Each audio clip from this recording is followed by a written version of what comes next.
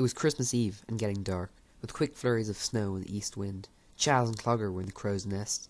Chaz was wearing a suede jerkin and a bright red steel helmet marked Caporetto in a fairly neat white lettering. Clogger was wearing his Boy Scout uniform and another bright red helmet, also marked Caporetto. Chaz was very uncomfortable. The wind made his eyes water, and the iron-hard chin strap of the old helmet was cutting into his chin. The crow's nest was well made of the Royal Navy packing case, and perched in the highest tree.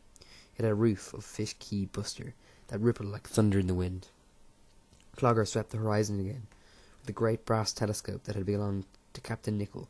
"Nothing in sight, sir. He'll no come tonight. Visibility's down to 100 yards, and my Auntie'll be mad if I'm not home for tea soon. Okay, stand down, petty officer."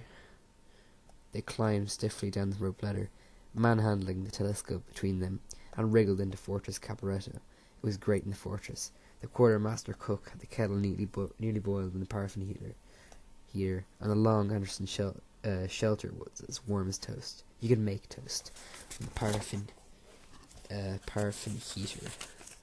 If you were patient enough, it took half an hour, and it was hard to tell if the dark patches were toasting or soot, but it tasted hot and fine, spread with plenty of butter from the 7-pound tin. Clogger said the tin of butter would keep it for ages in the cold weather. Sergeant Jones, Private Nicholl, and Corporal Carpet, otherwise known as Carrot Juice, lounged on the pink spring mattress that covered the bunks, staring at the candle flames and waiting for their brew, as content as cats. Content, there was nowhere as safe as Fortress Caporetto in the Anderson's arched roof, where 3 solid feet of earth and rockety concreted together here and there. It would have withstood anything but a direct hit from the Bismarck. An old patchwork quilt kept draughts from the door.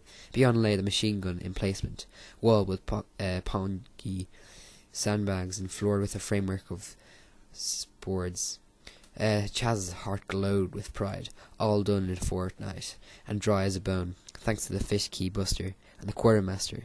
She kept it so neat, with rows of shining white mugs, red fire buckets brimming with sand, red helmets hanging on the wall, and a notice board marked Fortis Fortress Caporetto, standing orders. Chaz was not quite sure what standing orders meant, so they were read out twice a day, with everybody standing up respectively. Number 1. Everyone who steals from the fortress, if found guilty by court-martial, shall be thrown in the goldfish pond. They may take off any clothes they want to first, but keep it decent. Anyone touching the gun without permission will be chunked out of the fortress for 3 months. Anyone who speaks to Bobs or Brown for any reason will be chucked out for good. 3. Anyone lying in the bunks will tidy up afterwards. 4. No peeing within 50 yards or anything else. Number 5. Always come in by the back end fence after making sure you're not followed. Number 6. No stealing from shops without permission. All goods stolen belongs to the fortress. 7. Only sentries will touch the air rifle. Hands back all pellets out of your gun pockets, etc., when coming off duty. Number 8. Do not mess about with catapults inside the fortress, or you will wash up for 4 days. Number 9. Do not mess about at all. Number 10. Penalty for spitting to parents, teachers, etc. is death. Number 11. Do not waste anything. Number 12. Anyone who brings in useless old junk will take it back to the tip where they got it. Number 13. Quartermaster gives out all he eats. Don't argue with her. After the orders had been read out, everyone bent and swore to keep them, with their hands on the machine gun. John sat in the seat of honour, the only armchair. He was always given the first cup of tea and the first piece of toast. After all, it was John who had made it all possible. Chaz's scheme had worked very well. John had come willingly, enjoying the change from milk bottles, and he was a good imitator. He didn't have to show him any job twice. It was just that he was so very strong sometimes. When he got an idea wrong, he was impossible to stop. Once he had carried a great section of Anderson's shelter right past the windows of Mrs. Nicholson's wet bedroom. But somehow she hadn't heard or looked, and the whole gang, heaving and straining, had pulled John back on course. But they'd been in the early days. Now the children handled him firmly and precisely, as a good Mahout handles a good elephant. And now Fortress Caporetto was finished. There was more work for him to do, and he did take up a lot of space. Where are you going now? He said, slurping his tea noisily. What are we going to do with him? Whispered Ken. Just not fetch him any more, said Chaz. He's not bright enough to find his way out here by himself. I hope you're right, said Ken. So, as the night fell, they took what John home from they thought was the last time. Nicky wakened with a start. He switched on his bedside light. His alarm clock said 1:30. Why had he wakened? He slept till morning usually. Sleep was a refugee. Was it bombers out coming? He listened. The night was silent. He got up to go to the toilet. As he passed the mother's door, he saw her light was still on, and heard her voice, low and whispering, laughing. Then that's the man's voice. He was in there again. Nicky stood, his fist clenched. He hated that man. He would only like to rush in and kill him. But he was only sicky Nicky. Punny, punny, punny. Tears started in his eyes, and he fled to the toilet, sitting on it, puny. He began wondering again what had wakened him. But he could not think of anything. Only there had been the smell of the sea in his bedroom, as there was some nights when the wind was in the east. The wind carried the sound of the foghorn too. When his father was alive, had been alive at sea, Nicky had liked the smell of the sea, and the sound of the foghorn. It made him imagine the bridge of the Kyklades, light up with the dim lights of the compass, binocle, and chart table, and his father's face, keen, commanding, bringing the great ship home through the dark. He had felt close to his father. But now the smell of the sea and the sound of the horn were a desolation. He tiptoed back past the hated door and slept again. And again he had wakened to the smell of the sea. He tiptoed round the house. Sailors snored behind doors. In the kitchen, mice scattered from view as the light went on. He put the light out again and lifted a corner of the blackout curtain. The stars in silence, the fog was clearing from the harbour above. The horn had stopped. But now the fear was in him. Something terrible was going to happen. He must run. But where? Beneath the stars he could see the trees, where the crow's nest was. The fortress. That's where he must run to. Quickly now. The danger was near.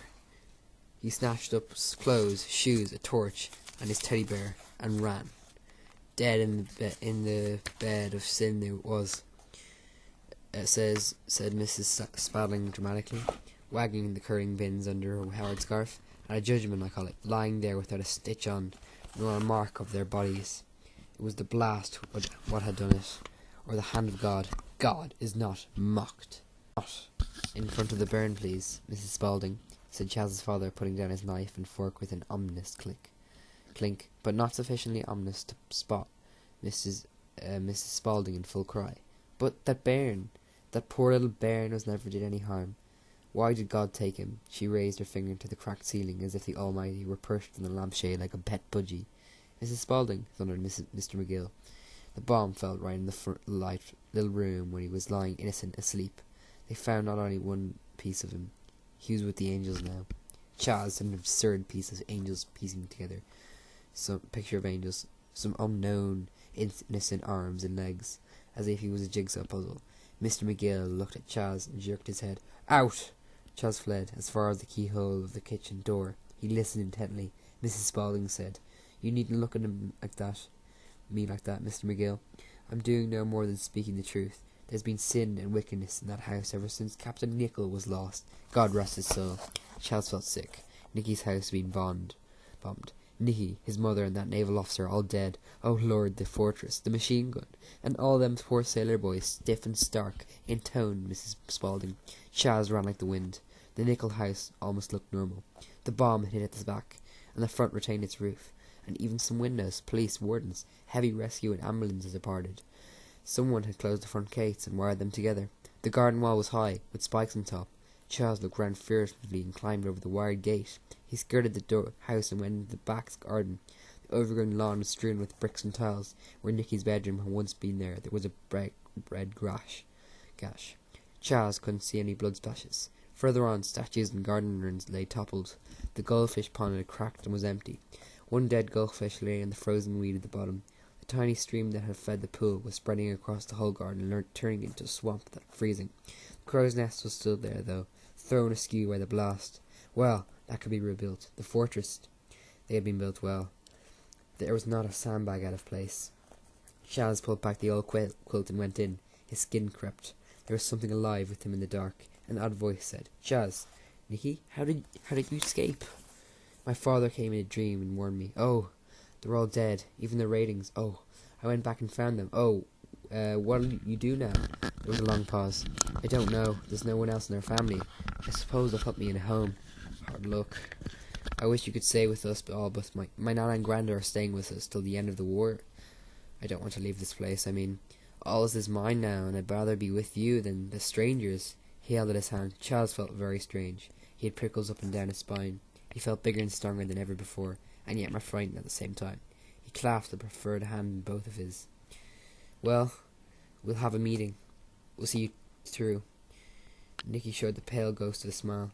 "I know where there's lots of food. That petty officer that got killed in the black market.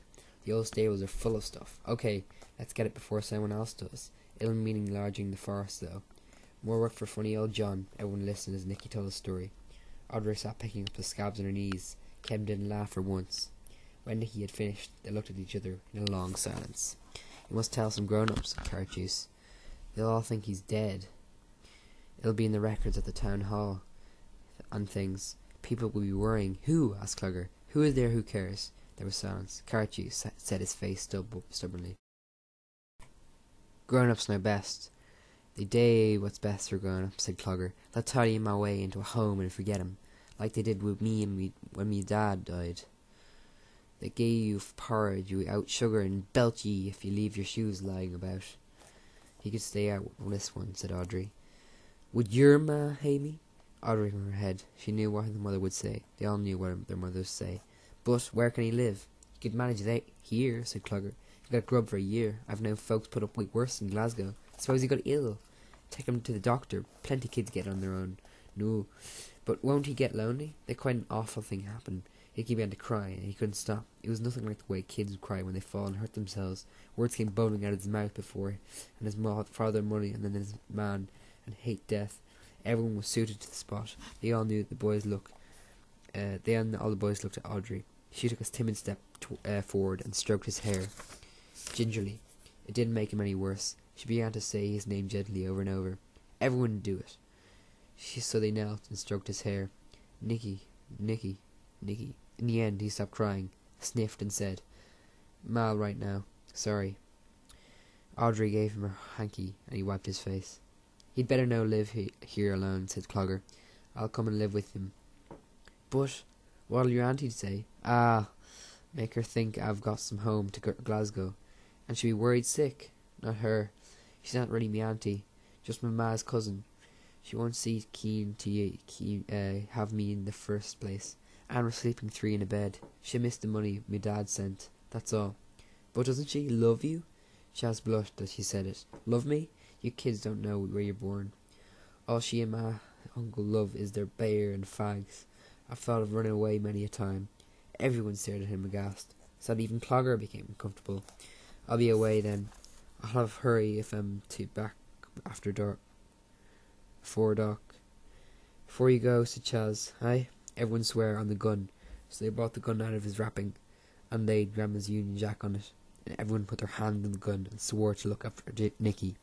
In the swearing, Fortress's Caporetto became more than a game, it became a nation, and the Germans ceased to be the only enemies. All the adults were kind of enemy now, except John. Clogger returned long after nightfall, his old bike laden with gear. He came by the back way, the loose boards in the fence. "Easy.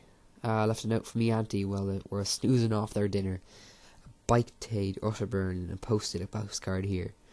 They'll think I'm away over the Scottish border by now." Nicky really smiled. "I'm glad you're back. And get your supper."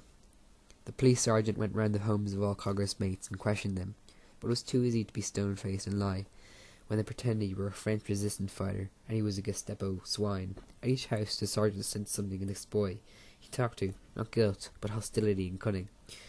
At McGill's, the last house, he turned to Charles's father on doorstep. "This war's doing bad things to kids. They're running wild.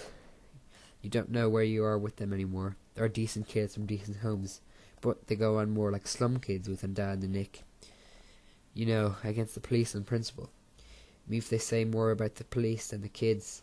Mr. McGill spat on the doorstep and turned away to shut the door in the sergeant's face. "Look, said the sergeant desperately, jamming his foot in the door. "They're up to something." "Take your foot out of the house," said Mr. McGill dangerously. The sergeant left, but Mr. McGill was worried about Chaz for all his fighting words. He beckoned Chaz to come into the cold to the front room, with its big chiming clock. Chaz trembled. He knew what was coming. He couldn't even pretend his father was some kind of Gestapo swine like the police sergeant or the head flexing his cane. His father understood how kids really felt about things, more than most. Even since he was little, Dad had meant safety. Large, solid, bristly face smelling of tobacco. His thumb always grew in 3 segments, where he had hit it with a hammer when he was an apprentice. How could any grown-up keep you safe now? They couldn't stop the German bombers. They hadn't saved Poland, or Norway, or France, or the battleship. The German submarine torpedoed in Scapa Flow itself. Their own air raid shelter at home. It wasn't as safe as the fortress. It was only covered with a foot of soil. Couldn't Dad have done anything better than that? He looked at his father and saw a wearily helpless middle-aged man. Dad wasn't any kind of god anymore. Chaz screwed himself up to lie. And for some reason, Dad made it easy. Maybe because he was just so tired. He never looked at Chaz. He took the big family of the Bible of the sideboard and made Chaz swear on it. He knew nothing about machine guns or clogger, and Dad didn't even believe in God. Chaz swore with his eyes on the Bible. He could never have done it without looking at his dad. It all worked like a charm. With John's help, he dug up the second Anderson shelter, the small one intended for the Nickel family. He made it entirely underground, very deep. It could only be reached by a tunnel from the big one. They filled it with food and useful things for the bombed house. Enamel jugs and bowls and mirrors. Nothing from the bomb damage was wasted. Another foot of rubble was piled over the fortress. The gun emplacement was roofed in with old doors and soil. Only 3 loopholes for the gun showed from the outside, and that was the way you got in. They worked in the garden too, directing the water of the tiny streams of dams, so that the whole area became an ankle-deep swamp through which no one could pass. At the other side, they fixed a whole section of fence, so it would fall outward when someone pulled a rope inside the fortress. They gave what Lieutenant Andrew Morgan had called a good field of fire. Audrey uprooted plants and private bushes and planted them on top for camouflage. All was ready, just in time.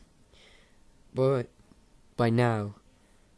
not all the fortress defences were made by hands. Some were made with mouths. It was queer how rumours got around about the Nickel family.